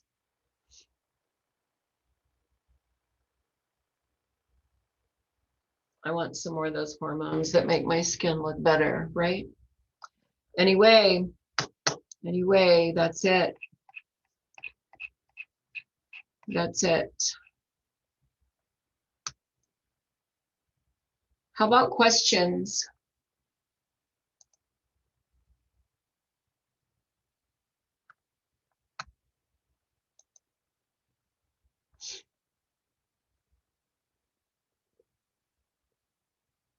Nobody has questions.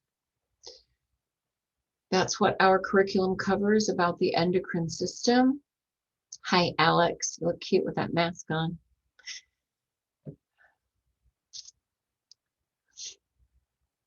Who all did all your homework? Okay. I have an idea. I want you to tell me if it's good or not. But in a 3-hour class, we have 30 minutes of break to take. But would you like to work on your homework for a minute, and then we'll take break?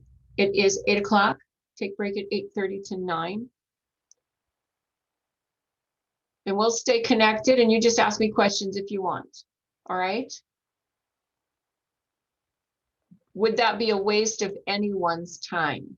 Does anyone object? I do not want to waste anyone's time. Okay.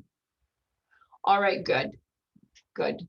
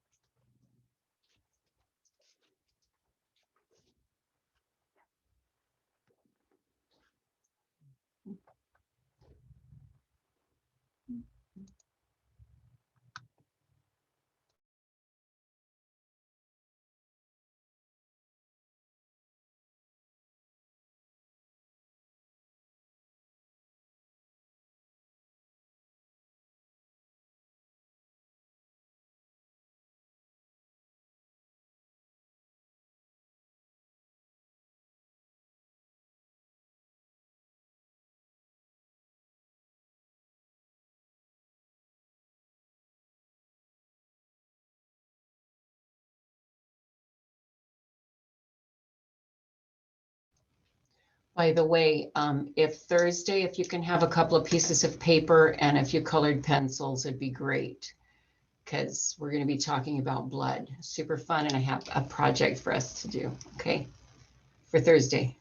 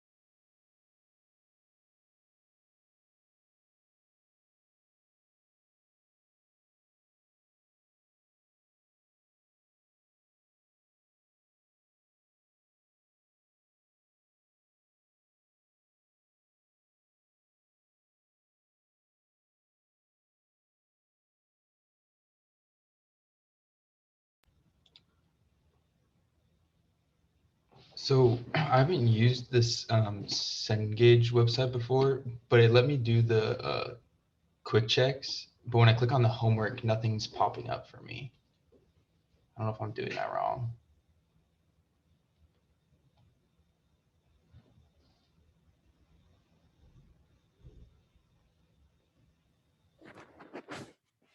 And that kind of happened to me, and when I pressed the X, like it showed up, it dragged down a little thing. You might also change browsers too. Okay. I'm What I'm not browser are you using? right now. I'm using Chrome. I had to use Chrome. I can't use Safari. Okay, yeah, that's what I'm trying right now. What was the Okay. issue? Okay.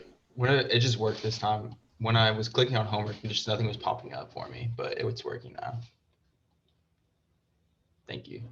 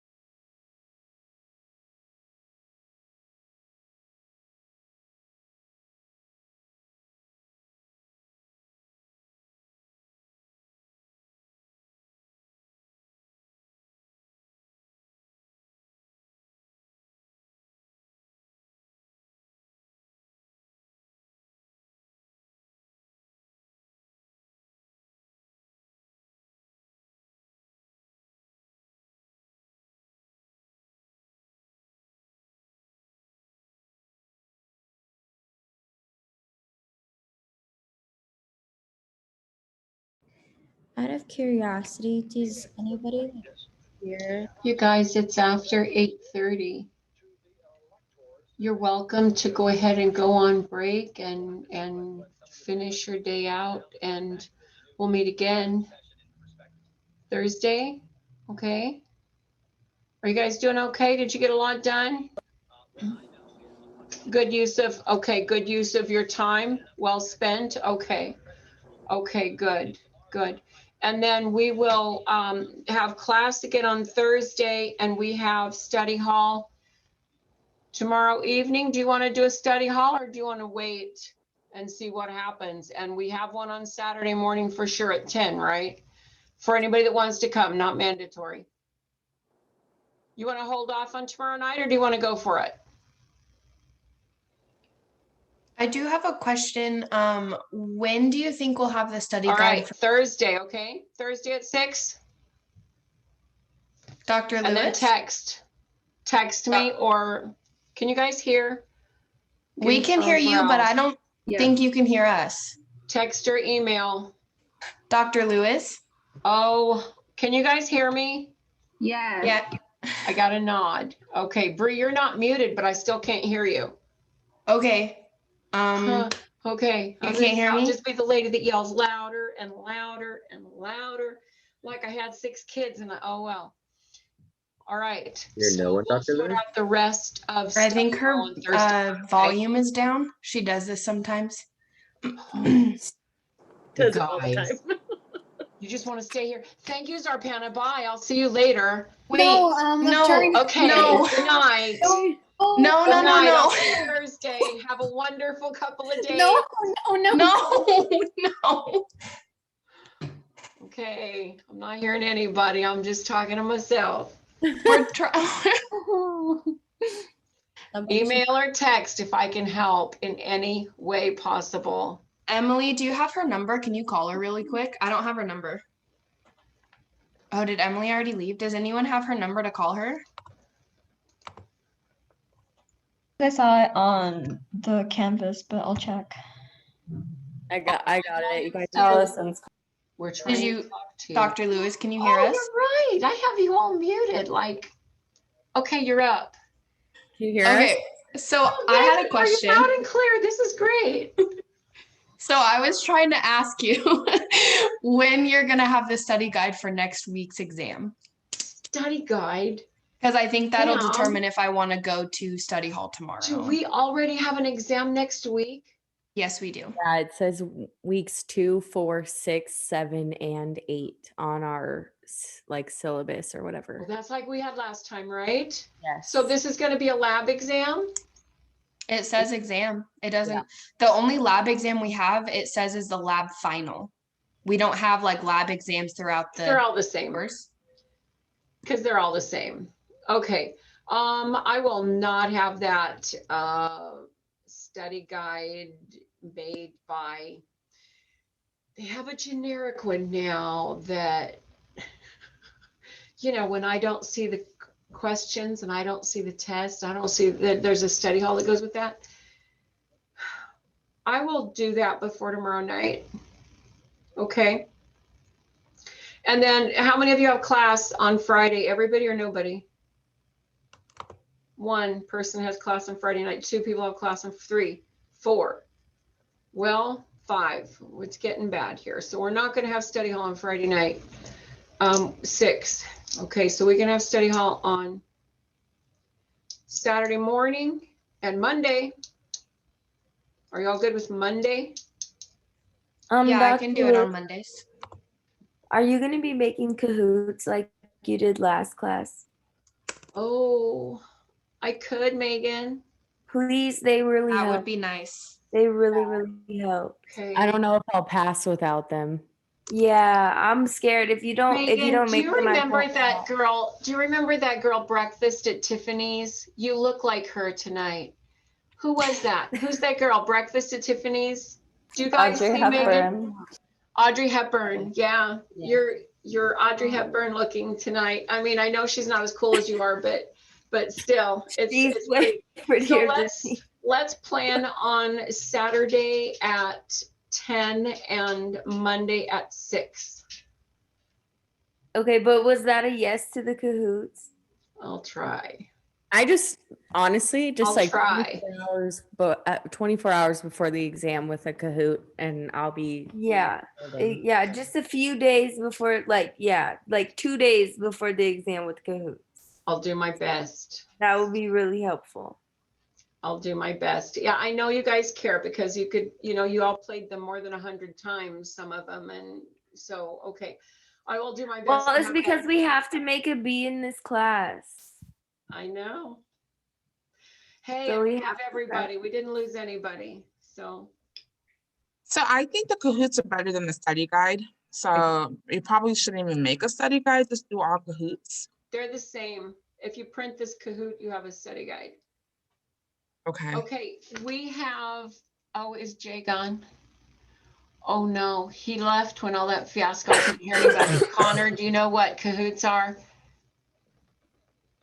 No, that's okay.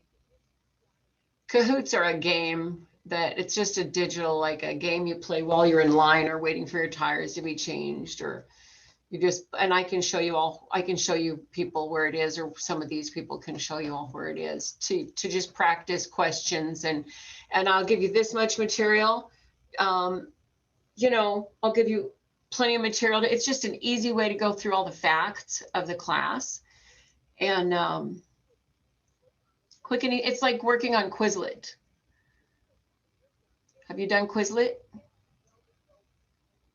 Yeah. Okay. So it's just like Quizlet. Yeah. Yeah.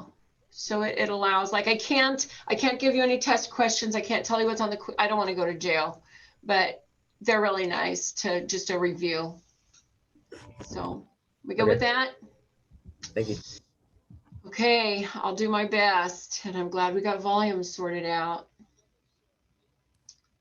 Okay. So no study hall tomorrow, but we will Monday and we will Saturday. Or tutoring or whatever. And if you guys want to get together besides that, we can do that. Just let me know. All right. All right. Have a good sleep. Thank you. Happy breaks. Happy sleep.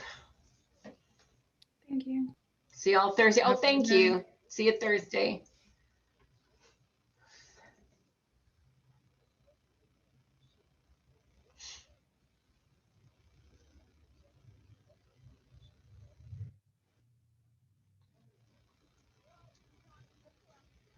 How's your computer doing right now, Valeria? That's actually what I wanted to ask you. So I completely like wiped out the computer. I uninstalled the old system, the upgrade. So I factory reset it, and then I re-downloaded Exemplify. So it technically should be okay. Good. And I Good. want to try it just to see if it's not, I'm just gonna. Oh, do you want me to make a fake test for you? If you would, if that. Sure. I'll make a fake test, and it'll be named fake test to practice. And then I'll just ask you what day is class on, something like that. Okay. Okay. That would be awesome, just like with the permissions and everything, because the screen recording was the one that was not letting me, and I cannot, with the update, and I could not like bypass it. That was my main thing. And if not, I'm just gonna wind up buying another computer. Oh no. My computers are doing fine since I had the Zoom taken off the hard drive, like you said, and I took it. It was hidden in 8 places that couldn't be found by anybody. I had to, yeah. So they did it for me, but it's much better. But yeah. So do you think it'll be enough to make a practice quiz to send to you? Actually, I'll make it for everybody because we have new people that have come in, and I can do that maybe tomorrow. Yeah, tomorrow will be fine. Okay, I don't think you should have to buy a new computer. I don't think so either, and I want to try this out. I just needed some time to uninstall it and like wipe it clean, and I saved all my files and stuff, but it should technically it should work now. Okay. And I want to try it out. Okay, well, I will make a fake quiz. Optional. I'm going to make an optional fake quiz so that everybody can, oh, how can I do that without it going to Canvas? I'll make it where it doesn't. I'll see if I can make it a quiz so it doesn't have to go to a column in the grade book. And if I can do that, then I will. Okay. Maybe like not adding points, like a 0 out of 0 or something like that, or 0 maybe- points, but also it has to like ungraded or something, but also so that it doesn't go to a column in our grade book. Oh, I Because understand. I don't know how to not make it go to our grade book. So the other option is if it doesn't work, I will make sure that the first exam has a couple extra days so that you can redo it as like I can push it out for you. Yeah, I have a backup computer right now just in case. I can, well, actually, it's my boyfriend's computer, but I can use his for the first test. And if not, I'm just gonna wind up using like buying another computer because. Okay, because you don't think yours is going to do it? I don't know. I don't think it shouldn't be doing it because it didn't start like having problems until I updated it. Yeah. And it was just that big update that they made. I hate the updates. I made it so it wouldn't automatically update. So in theory it should be okay. I just wanted to let you know if it was okay. Like you don't have to make a fake test. Just if that happens again, I might pop in and then just tell you, can you push it again? And then switch to the other computer. You don't have to make trouble of making. Absolutely. I'm going to be on during the tests. So that's not a problem to go ahead and, you know, we'll make it good one way or the other way. Yeah, we'll make it good one or the other way. I don't think that the other classes have quizzes before 2 weeks. So I'm thinking maybe the new people would want to practice test. I don't know. Did you ever have a practice one at the very beginning of school? No. No? Mm-mm. All right. Well, I think what I'm going to do is email or put an announcement out to make sure everybody has downloaded Exemplify. And then I'll check and see if I can do an optional fake quiz that goes not to Canvas, that's not locked, linked in. I don't know if that's going to be possible, but I'm going to try. Okay.